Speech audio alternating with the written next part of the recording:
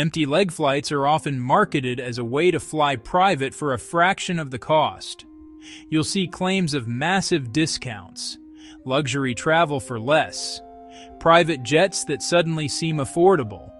On the surface, it sounds like a shortcut into private aviation, but most people misunderstand what empty leg flights actually are, and more importantly, why they exist in the first place. Let's slow this down for a moment.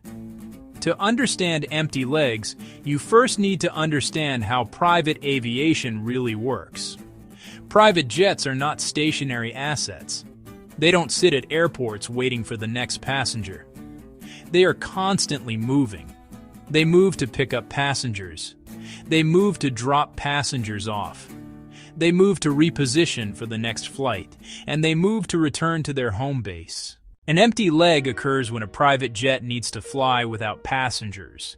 This usually happens after an aircraft completes a charter and needs to reposition. Sometimes that repositioning flight is to pick up the next client. Other times, it is simply returning to base. Here's where most people get it wrong. The jet has to fly anyway. Fuel is still burned. The crew is still on duty. Maintenance cycles still apply. Operating costs still exist. None of those expenses disappear just because there are no passengers on board. Because of this, operators sometimes choose to sell these repositioning flights at a discount. That discounted repositioning flight is what's known as an empty leg. This is where the appeal comes from. Let's pause here for a moment. Empty leg flights can cost anywhere from 50 to 80% less than a standard charter. Those numbers immediately get attention.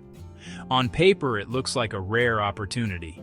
Flying private for a fraction of the usual price seems almost too good to be true.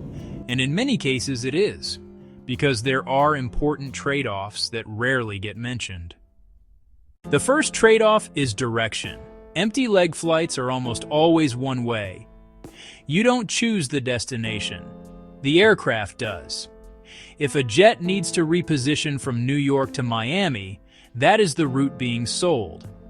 If you happen to want to travel from New York to Miami on that exact day, the empty leg may work. If not, it won't. This part matters. The route is fixed. There is no flexibility. The second trade-off is timing. Empty leg flights are tied to a specific date. They are also tied to a specific time window. That window can be narrow, and that window can change.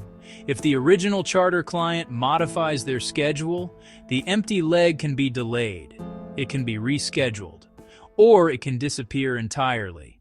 This is the part that most marketing leaves out.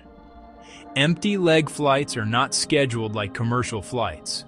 They are dependent on another customer's trip. That means your plans are always secondary. If flexibility is not an option, empty legs quickly become impractical. Let's slow this down again. This unpredictability is why empty leg flights are rarely a reliable solution for planned travel. You cannot build an important trip around an empty leg. At best, you can take advantage of one when timing happens to align. Another detail many people don't realize is that empty legs often come with restrictions. Refunds are limited. Changes are usually not allowed. Amenities may be reduced compared to a full charter. Customer service flexibility is also typically lower. From the operator's perspective, the priority is still the original paying client. The empty leg is secondary. That distinction matters. Despite the discounts, the economics still favor the operator. The aircraft needs to reposition regardless. Selling the empty leg helps offset fuel, crew, and operating costs that would exist anyway. Here's the key takeaway. For the traveler, the value only appears if timing and route align perfectly. This is why empty legs work best for a very specific type of traveler. Someone who is flexible.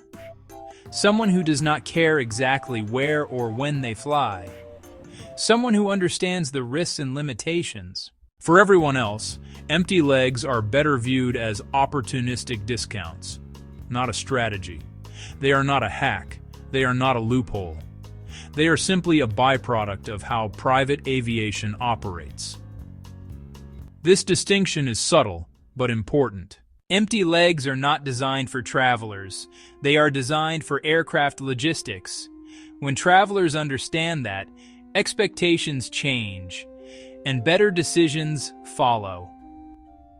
Let's pause one last time. Understanding that difference is what prevents disappointment. Private aviation rewards flexibility, but it punishes assumptions. If you approach empty legs expecting control or certainty, frustration is likely. If you approach them as a bonus opportunity that occasionally lines up, they can be valuable. That perspective makes all the difference. Empty leg flights are not about beating the system. They are about understanding the system. And once you understand how it works, you can make smarter decisions about when flying private actually makes sense, and when it doesn't. If you want clear, practical breakdowns of private aviation and without the hype, subscribe to JetEconomy.